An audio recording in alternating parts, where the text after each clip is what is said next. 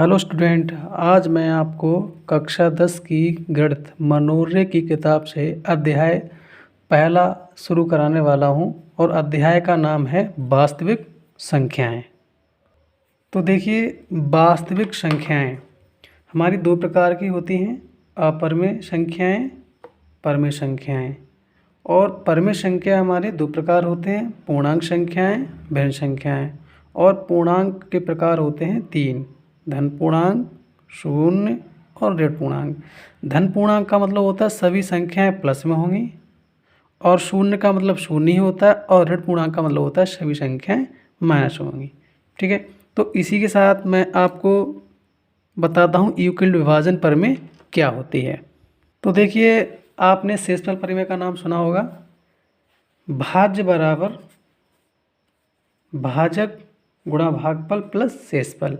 जैसा कि हमने अगर 5 से भाग दिया 17 को, तो 5 तियो 15, आपका 2 बचा शेष। तो जिससे हमने भाग दिया मतलब 5 से, तो वो भाजक कहलाएगा, और 17 को दिया तो वो भाज्य कहलाएगा।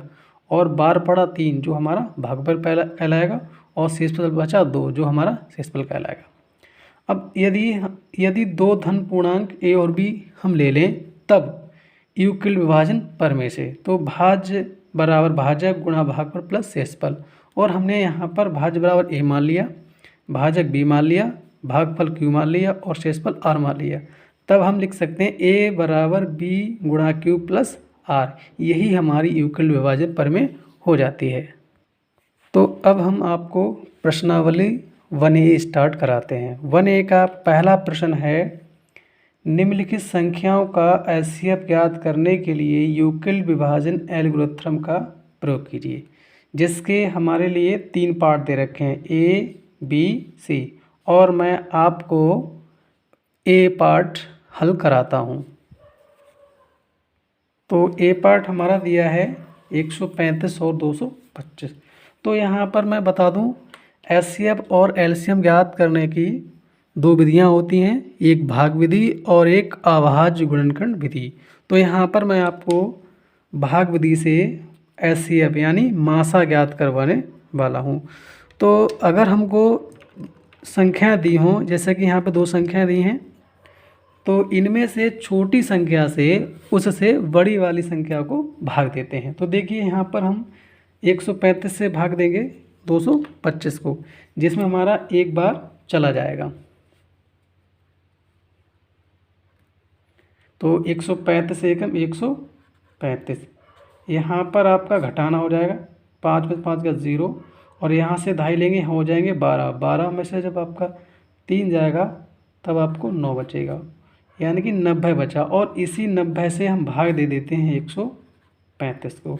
अब भी हमारा एक ही बार जाएगा, 90 एकम 90, घटाएंगे तो यहाँ से 5 और यहाँ से आपको 4, यानी कि 45 बचा। और इस 45 से भाग दे देते हैं हम 90 को, तो आपको प्राप्त होगा 45 दूनी 90। घटाने पे आपको कुछ नहीं बचेगा।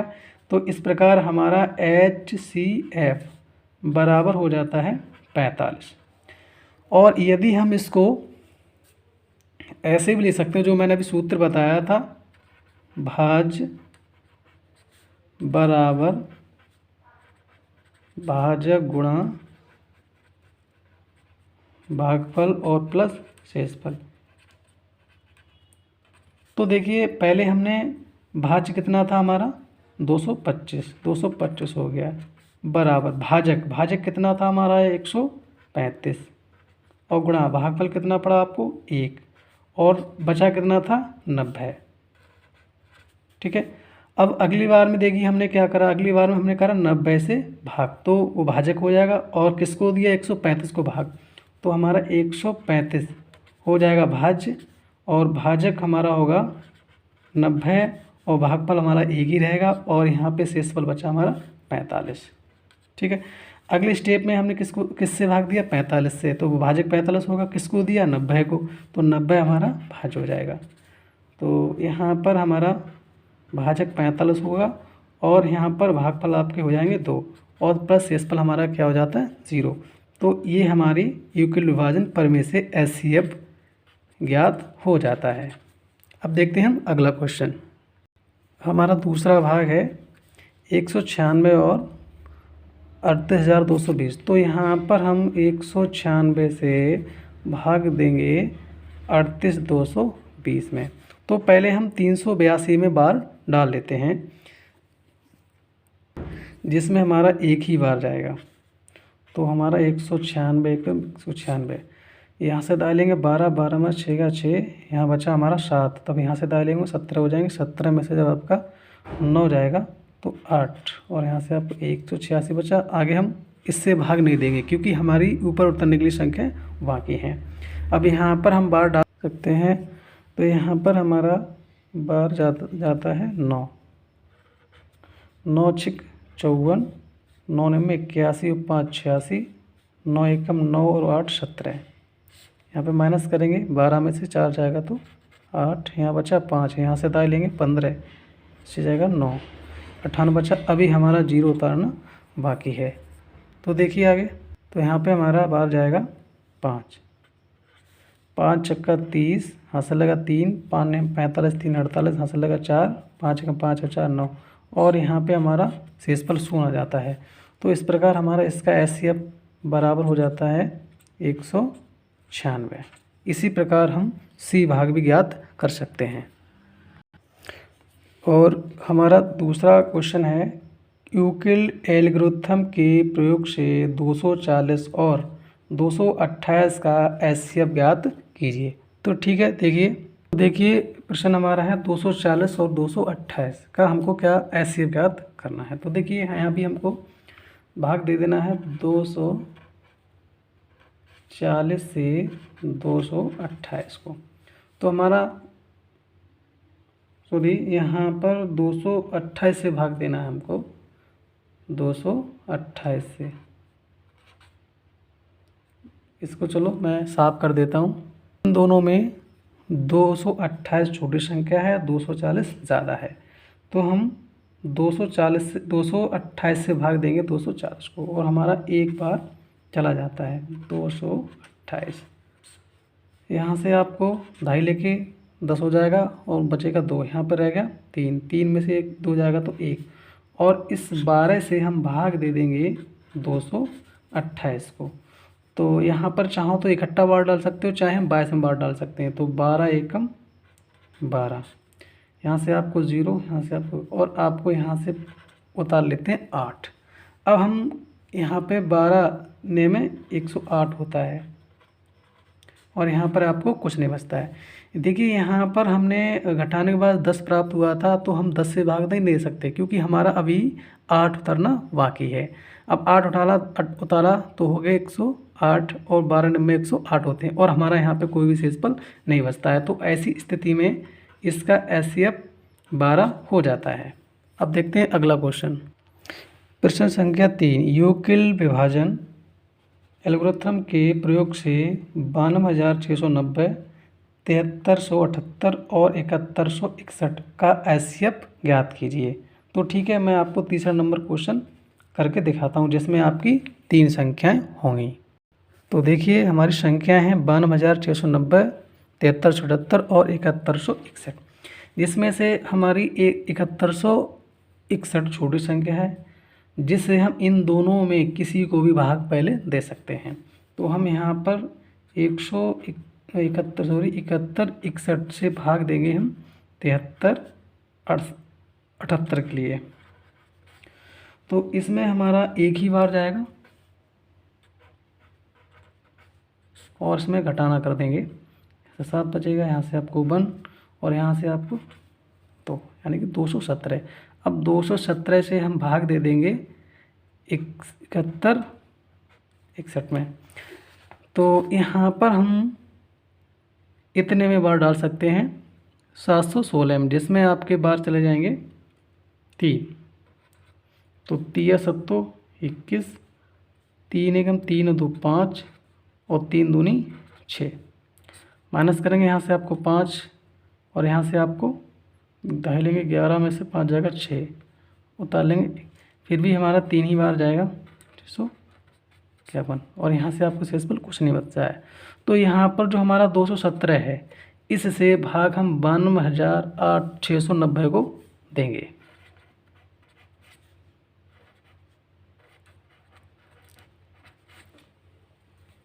तो देखिए इसमें हम पहले बार डाल लेते हैं 926 में, तो जिसमें हमारा 4 बार चला जाएगा। तो 4 सत्तों 28, हाथ से लगे 2, 4 कम 4 तो 6 और 4 दूनी 8। यहाँ से 8 बचा, यहाँ से आपको बचेगा 5 और यहाँ से आपको कुछ नहीं, उतारेंगे 9, जिसमें आपका बार चला जाएगा 2, 3 बार नहीं जा सकता, 2 बार डालेंगे। 2 सत्तों 14, तो 1 कम 2 1 3, 2 दूनी 4, फिर माइनस करेंगे तो यहाँ से आपको 5 बचेगा, यहाँ से भी आपको 5 बचेगा और यहाँ से बचेगा आपको 1 और उतार लेंगे हम 0। अब यहाँ पर देखिए हम कितना बार डालते हैं। अब हम यहाँ पे 7 बार डाल लेते हैं। तो 7 सत्तों 49, 7 एकम 7 और 4 11, 7 दूनी 14 और 1 15। यहाँ से 10 में से हो जाएगा 1, यहाँ से आपको 4 में से गया 3, 31 और इससे हम भाग दे देंगे 217 को, जिसमें हमारा 7 बार चला जाएगा। 7 एकम 7 और 7 3 21 और आपको शेषफल कुछ प्राप्त नहीं होता है, तब इसका HCF हो जाता है 31। तो इसी प्रकार हम कितनी भी संख्याएं हों हम उनका HCF आसानी से ज्ञात कर सकते हैं। अब मैं आपको अगला क्वेश्चन बताता हूँ। इसी प्रकार आपका चौथा, पाँचवा, छठा ऐसे भी ज्ञात करना और ज्ञात कर सकते हैं। अब मैं आपको क्वेश्चन संख्या 7 बताने वाला हूँ। दर्शाइए कि कोई भी धनात्मक विषम पूर्णांक 6q+1 या 6q+3 या 6q+5 के रूप का होता है जहाँ q कोई पूर्णांक है। तो देखिए यहाँ पर हम हल करते हैं और हम बेटा मान लेते हैं, माना ये कोई धन पूर्णांक है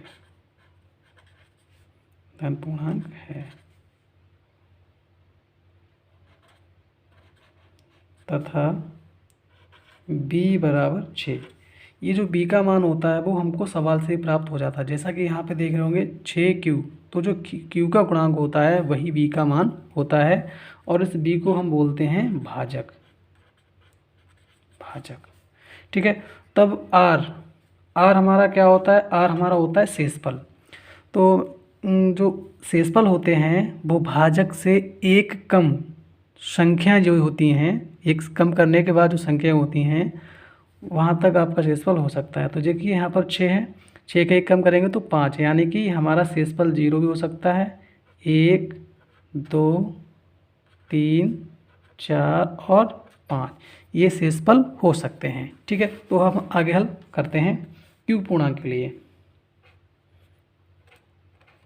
तब यूक्लिड विभाजन प्रमेय a बराबर BQ प्लस R से q पूर्णांक के लिए तो हमारा पहला पूर्णांक होगा a बराबर 6q और प्लस, पहले हम R1 का लेंगे 0। अगला हमारा होगा a बराबर 6q प्लस 1 और अगला हमारा होगा a बराबर 6q प्लस 2। अगला होगा a बराबर 6q प्लस 3। फिर जगह नहीं है, नीचे लिख देता हूँ a बराबर 6q प्लस 4 और a बराबर 6q प्लस 5। तो ये हमारे 5 पूर्णांक प्राप्त होते हैं। अब हमें इसमें सिद्ध ये करना है कि इसमें से विषम पूर्णांक 6q+1, 6q+3 और 6q+5 के रूप में हो सकता है। तो देखिए ये हमारा 2 से कट जाएगा, ये भी हमारा 2 से कट जाएगा और इधर ये वाला हमारा 2 से कट जाएगा। तो यहाँ पर ये हमारे समपूर्णांक होंगे। तो लिखते हैं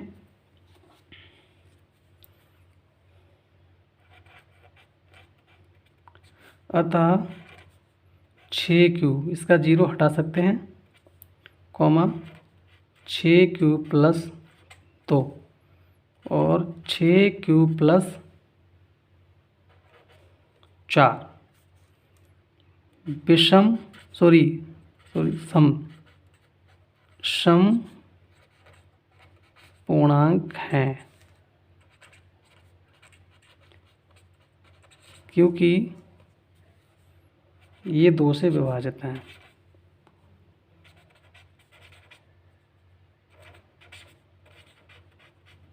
दो से विभाजित हैं, तब सिद्ध होता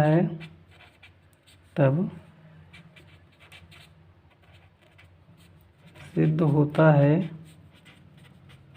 कि ये बचा हमारा 6Q प्लस 1, कॉमा अगला बचा 6Q प्लस 3 और 6Q प्लस 5, 6Q प्लस 5 विषम धन पूर्णांक हुए, विषम धन पूर्णांक के रूप के हैं, और यही हमारा सिद्ध हो जाता है। हमारा अगला क्वेश्चन 8 नंबर है, किसी परेड में 616 सदस्यों वाली एक सेना की टुकड़ी को 32 सदस्यों वाले एक आर्मी बैंड के पीछे मार्च कराना है। दोनों समूहों को संख्या समान वाले स्तंभों में मार्च कराना है। उन स्तंभों की अधिकतम संख्या क्या है जिसमें वे मार्च कर सकते हैं।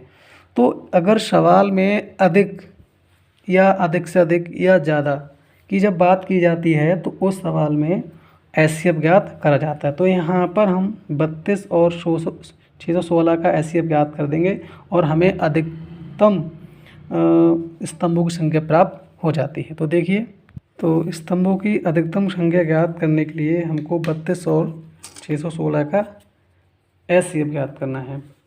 तो हम 32 से भाग देते हैं 616 को। तो पहले हम 61 में बार डाल देते हैं, जिसमें हमारा केवल एक ही बार जाएगा, 32 एकम 32।